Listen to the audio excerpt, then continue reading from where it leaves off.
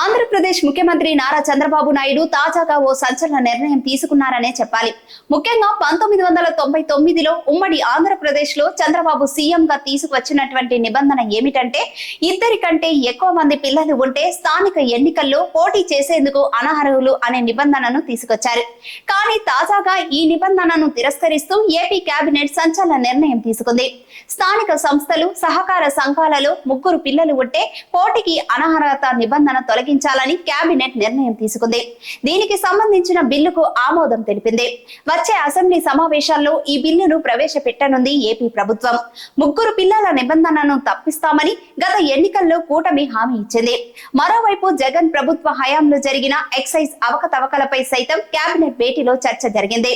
2014 నుండి 19, 2019 నుండి 24 మధ్య తీసుకువచ్చిన ఎక్సైజ్ పాలసీపై కూడా చర్చించారు.